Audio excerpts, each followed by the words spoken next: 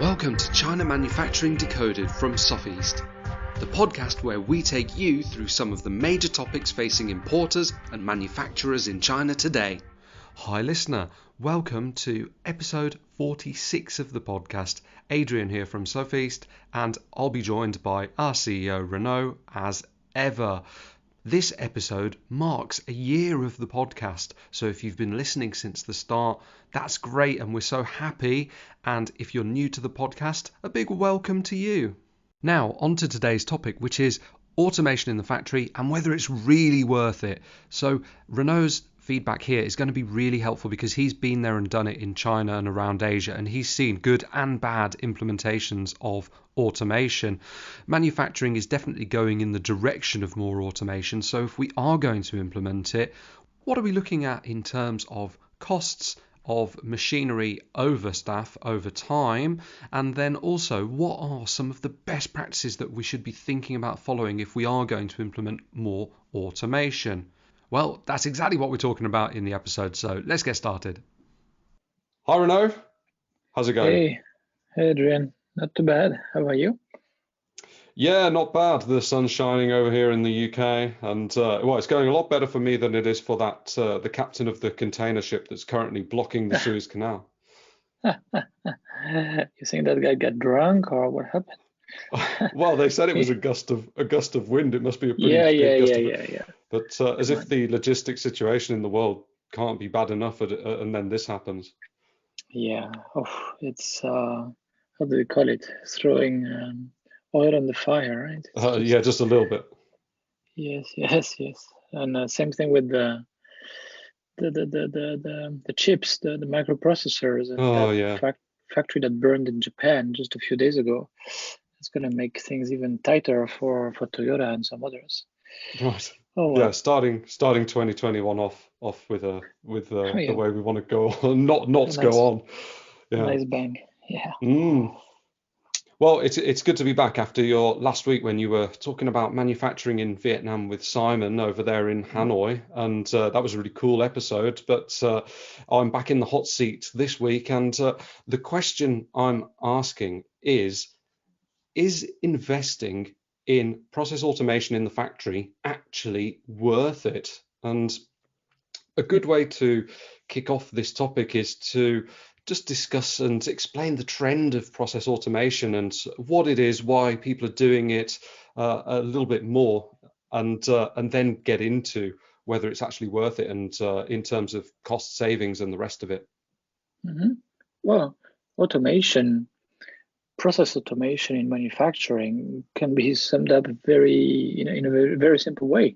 You remove labor and you use hardware and software instead, right? So you invest in equipment or you lease equipment, and that equipment requires less labor than the process was requiring so far for the same output.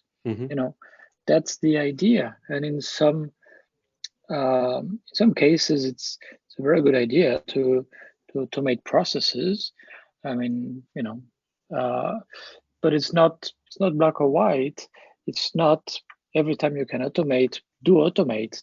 That's a very dangerous kind of logic. So it's an interesting topic, but at the same time, there's so much fantasy about it, and on the manufacturer side as well as on the buyer side, right? So on the buyer side, I hear people say, "Oh yeah, well, if they automate, it means their costs are lower and quality is much more consistent and da da da da." Okay, oh that's great. And on the manufacturer side, we hear, yeah, especially in China, damn, if we could just do without all these people, that we have to manage and we have to hire them and we have to pay them and they're slow and we have to push them, and it would be great. And then if we had some big equipment, like really high-tech stuff, it would impress the customers and we would get a lot more customers because we're more unique, so there's a ton of fantasy about that. And really, what we want to do today in this episode is cut through the crap It's not that simple. It's not that simple. It sounds kind of simple, but there's always a but, isn't there? I suppose Yeah. as China transitions into increasingly focusing on higher tech manufacturing, the temptation to rush into automation is quite strong for a lot of Chinese manufacturers. Oh yeah, and it's not just the manufacturers; it's their government too. um, you know, remember China, Made in China 2025 and so on. They want to Yeah, automate and they actually want to make the automated equipment and go higher tech as much as they can and start also to sell that high precision, high speed, high whatever you want, high performance, fully automated equipment to other factories around the world and really go up the value chain basically. That's their one of their goals. So just like they did with high-speed train, they started to, get inspiration from the Japanese train systems and so on, and they learned. Sometimes they learned the very hard way, but they learned over time, and then they really, redeveloped the technology, and they put a lot of engineering hours into that, and a lot of yeah. investments, and they've just made so much of it that they're quite competitive, and they're quite competitive on the international market, and that's what they want to emulate. So the government has been pushing the manufacturers also to automate, but also at the same time they don't want too many workers to be out of a job. So it's they've been giving some subsidies, some financial help to manufacturers that had some R&D projects for some, they did some automation and so on. Um, that started probably that was big about maybe 5 years ago. There was a lot of money to get from the government, and there still is. So yeah, it's um, basically as they want to go up the value chain. They all think that they have to automate their processes, which is partly true, but very often they approach it in the wrong way without taking all the factors into analysis.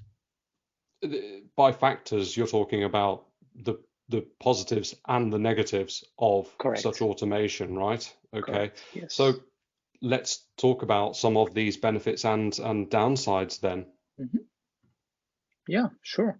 So let's start with the benefits.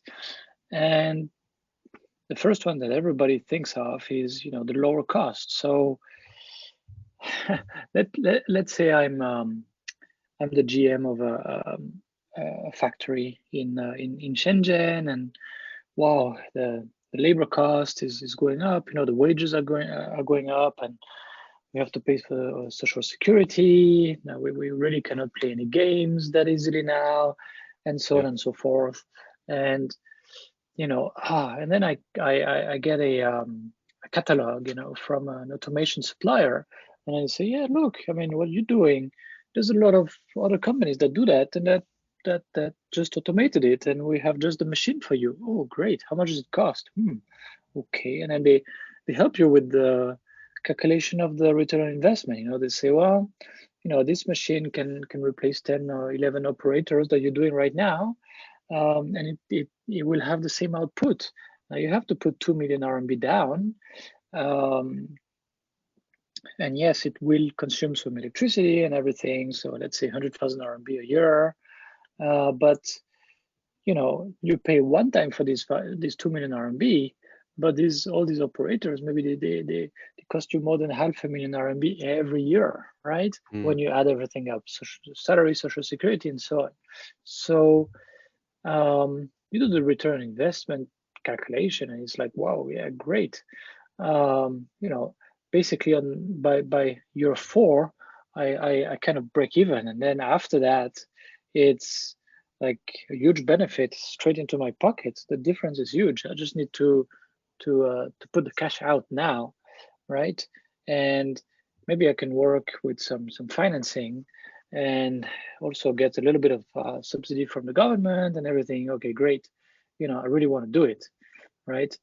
And of course, the automation supplier will say that the machine can be used, at least 10 years, no problem. As long as you do some maintenance like this, and this is the cost, that's fine. You can count on it at least 10 years. So yeah, okay, well, that is much cheaper, right? Also, second benefit is in China, they always like to blame people. I mean, not always, but it's like so common. And by the way, it's not just China, but it's so prevalent. Oh, and also all the buyers heard the excuse, why do we have so many defects here? Hey, this is made by hand. You can't really, it doesn't come out of a machine, and they say that like if it came out of a machine, it would be 100% perfect every time, which we'll get to that later.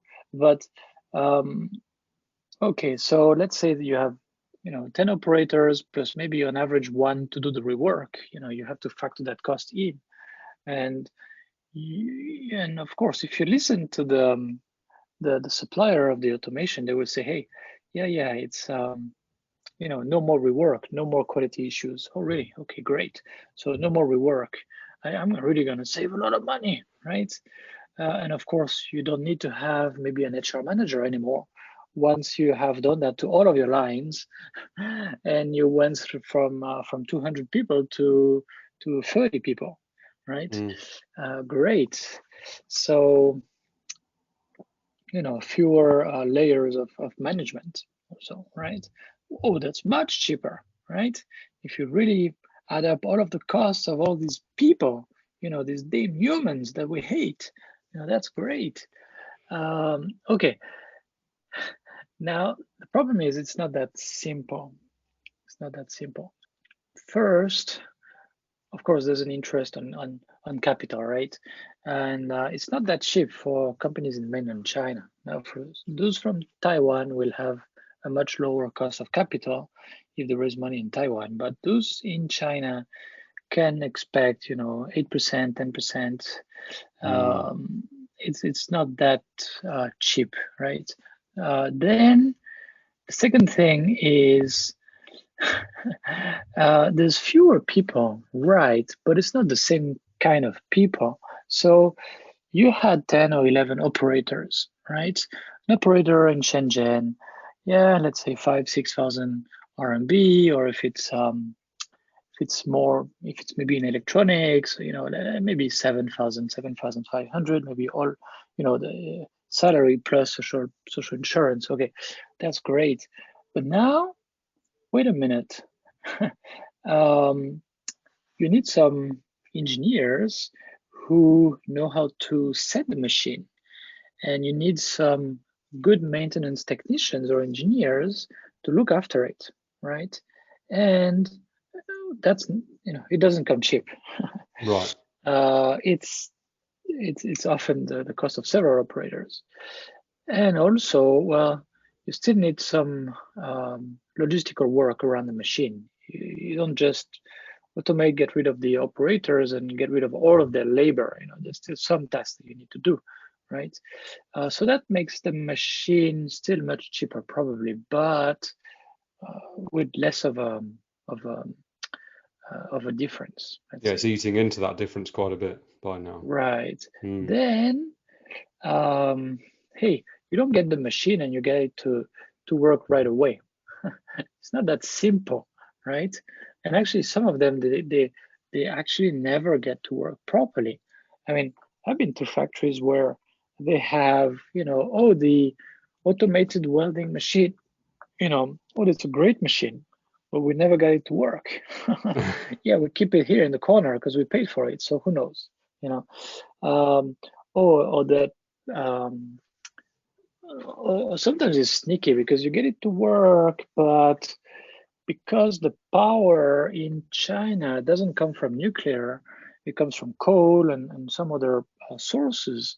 Well, they the machine the energy is not what they call not clean, meaning that there's some variations, and sometimes they can actually fry some of the components in the machine. So sometimes the machine was working fine, let's say in France, and then it goes to China, and then nobody knows why, but after 2 or 3 months, it just stops working, right? So there's a lot of issues like that. But I'm not gonna go through the worst case scenario here. I'm just gonna say it takes time to set it up. It takes time to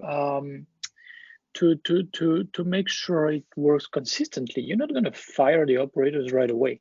You need them to work in parallel to the machine, and then once the machine can be counted on, then you can redeploy them or whatever, or fire them. So you still need to keep the operators for some time. Then maintenance. The higher tech you go, the more maintenance you will need. And what does that mean? First, you need some really highly skilled people. If we're talking high-tech machinery that will even do the automatic loading and everything, that is not cheap. So you need probably an engineer level person, and you need to train that person. Also, the training often doesn't come cheap. Sometimes you have to fly that person to Germany or to wherever to get the training also, right? So it doesn't come cheap. Then replacement parts. So the goal of maintenance, good maintenance, has an objective. It is to keep the machine in the same condition as when it was new, basically, or as close as possible. So as some parts of the machine get aged, you have to replace them, and hopefully you replace them before they break or before they cause any issues.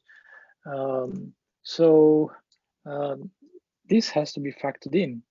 And well, if you buy it from, say, Switzerland, the equipment manufacturer will have technical sheets and everything that explain this, that tell you this is the mean time to failure and especially mean time between failure, and so on and so forth. And you know how to do preventive maintenance to prevent unplanned downtime.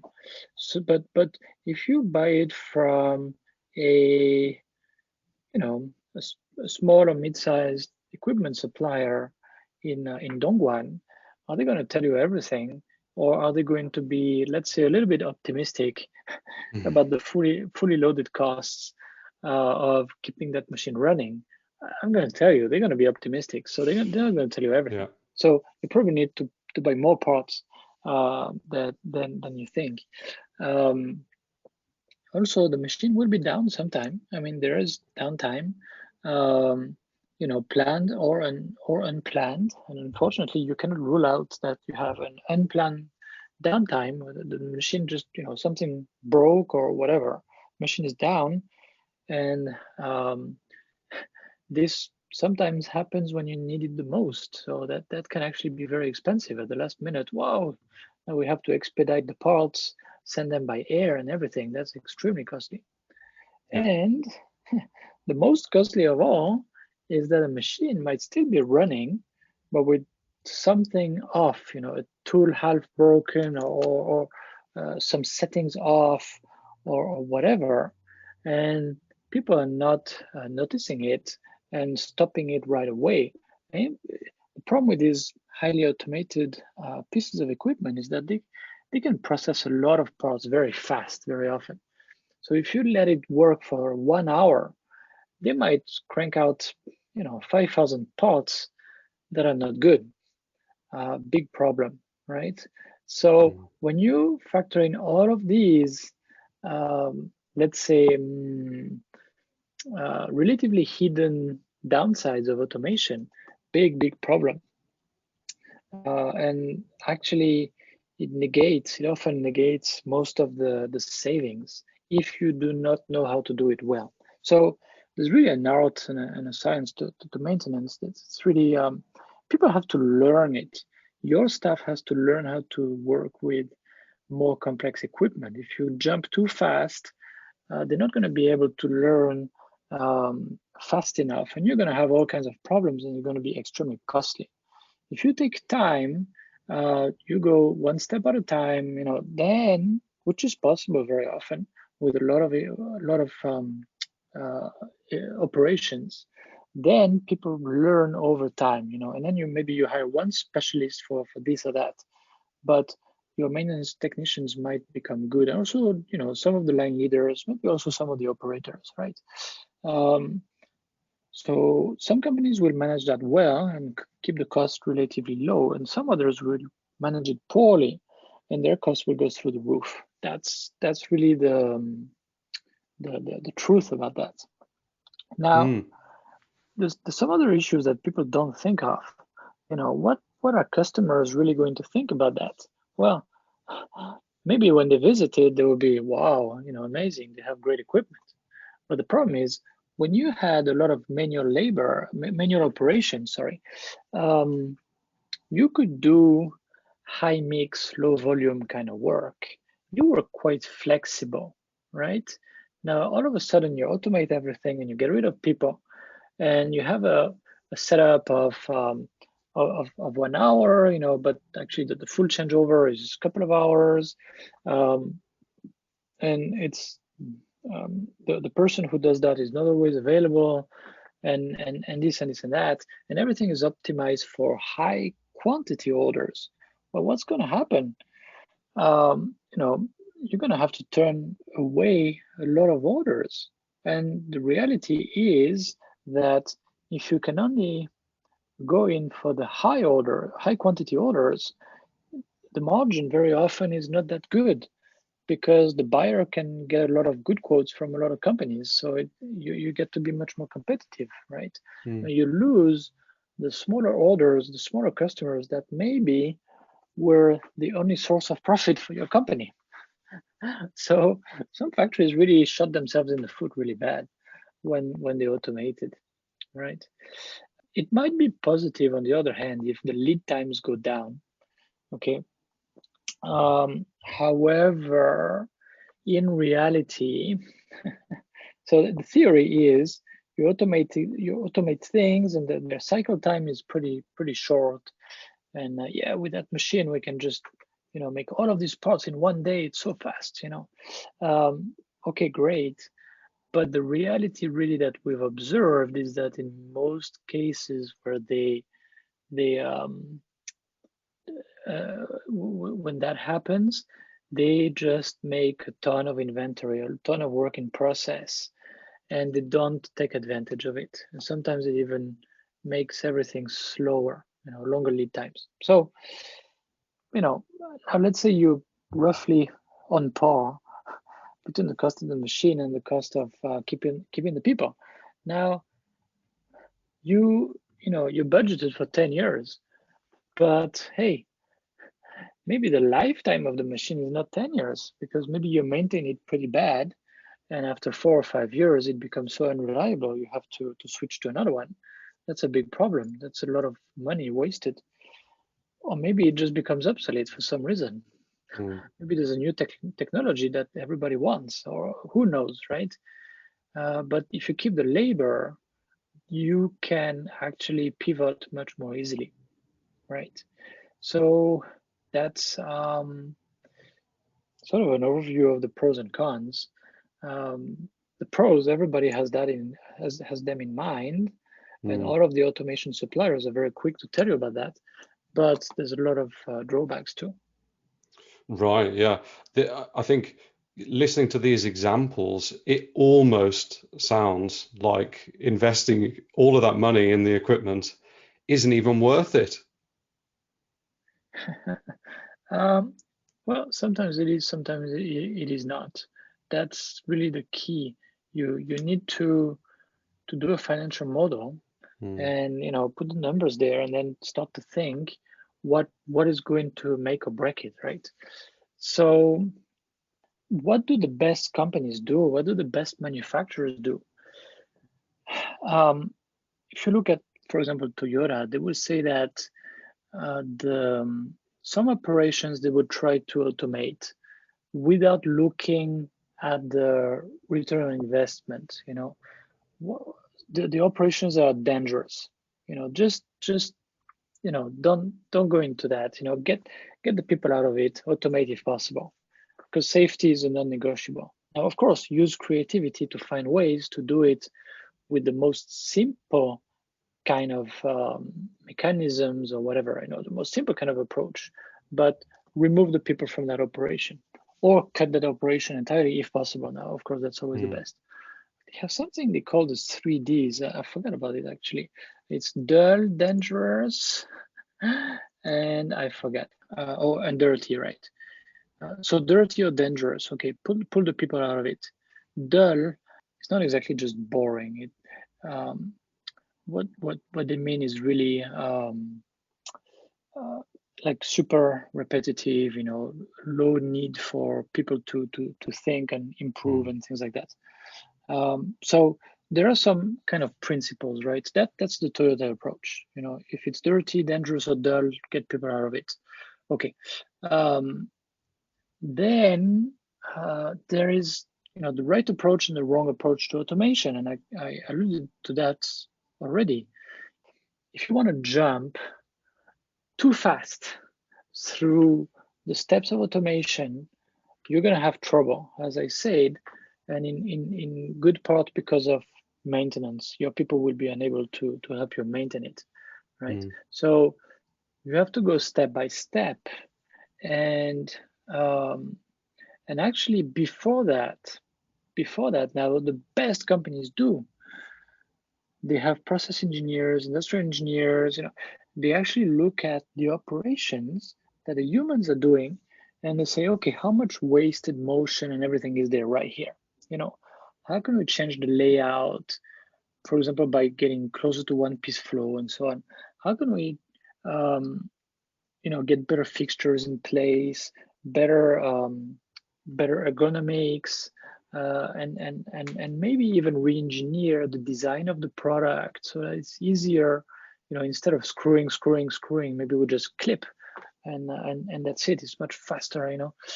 Plus we don't have to worry about the torque of the screwdrivers and everything, and all the process control that's associated. So people really try to re-engineer the product and the process to get rid of all the wasted motion. And when you go to most factories in China, in Vietnam, in India, and you actually count, okay, every minute, this operator, how many seconds are they actually transforming the piece? And you would say maybe 40 or 50 seconds. No, that's like world class. They are more like 6 seconds per minute, which is 10%, right? It's something that David Collins from CMC always refers to. And that's really probably the best way to look at it and point to the waste, because people have to extend their arm, grab the part, position it, and after the cycling or the transformation is done, they have to grab it again and then put it somewhere else, pile it up nicely maybe, and and then sometimes they have to go and pick up some parts and So when you add everything up, it's the non-transformation time is actually sometimes around 90%. So first thing you do is you attack that. You try to get rid of all this non-value added work, and in a lot of cases you can cut it by 30%, 50% in a lot of operations, or sometimes higher than that, right? Then once you've tried to work on that, make the people actually more efficient, then you think, okay, how to semi-automate some of the operations. Okay, so if the person has to grab the part, has to position it, has to do the work maybe with the other hand, then they have to put their tool down and grab the part again and push it somewhere. That's very, very manual, right? Now, if they have a very nice fixture, for example, then positioning it is much faster. Okay, bing, you already saved some time.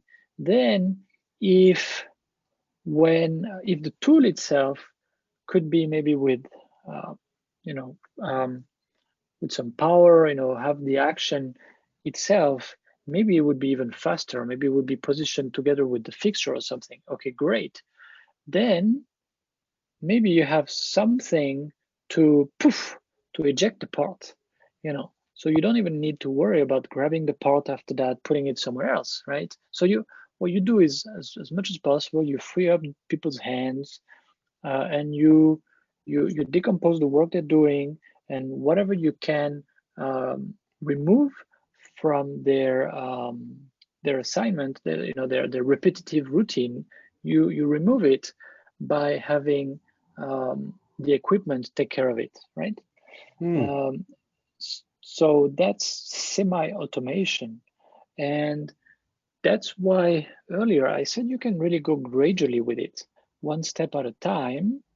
As I said, you break down the routine, and then you go one by one. Okay, what can we do for that? Okay, let's do that, and then let's see how it's going now. Okay, the next one we're going to do is this. Okay, and people learn to work with that, and over time you set up these little extra bells and whistles, and the engineers, the maintenance staff, and so on learn how to work with that. That's safe, and over time you can really save so much labor. It's amazing. Okay. That's interesting, because when we talked earlier about almost evolving into a lot of heavy automation too quickly, it's almost as if the humans in the factory, the staff, can't catch up with the technology. So what you're suggesting now is a much more gradual evolution where you're supplementing your operators with different processes, or with some semi-automation, and that gets a lot more out of those humans and reduces your costs in that way instead. Totally. Yeah, right. And the mistake people are doing again is that they want to jump to high-tech automation, complex stuff, everything controlled, and especially the one thing that's very often um, causing a lot of issues is when the part has to be automatically recognized, often with a camera, optically, or through some other ways. Okay, the part is coming, we have to grab it, and we have to position it in a certain way.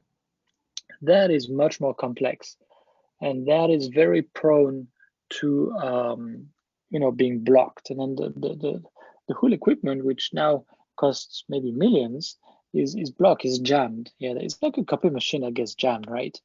So copy machines are, always work with let's say A4 paper and everything, and even they get jammed. So imagine in factories, this happens all the time. Um, so, and then, there's someone running to come and pick up the stuff and remove it and get things started again. That's a nightmare very often. That's a Yeah. nightmare. So this And is, what's the yeah. cost per hour, or even minute of that happening, Oh, well, basically you have zero production for the time that it takes to unjam it. And sometimes jamming is a nice way of putting it. I mean, copy machine, you open the thing, you pull the paper out and you start again. Uh, Sometimes if things are loaded the wrong way, they might break something. So the whole thing might be broken until replacement parts arrive and so on. I mean, it can be terrible. We're looking at it through the lens of your own factory. You've got a lot of control over what's going on and when. But if you're dealing with a supplier in China, Vietnam, India, other places in Southeast Asia, and they're suggesting to you that they want to bring in such automation, how do you handle that with them? Because now we've heard the risks. This might initially sound, oh, that sounds like good news, but in actual fact, it could cause a lot of trouble for your supply chain. Well, see if they do a pilot that's reasonably enough, isolated from the rest of production, so that if it really goes down, if it really causes issues, they will know about that, and they will not be reckless and go all in. Basically, that's the thing. But it's also positive. I mean, it means they're investing in their facility. It means they're really positioning themselves for the future. I mean, it's let's be positive. Mm-hmm.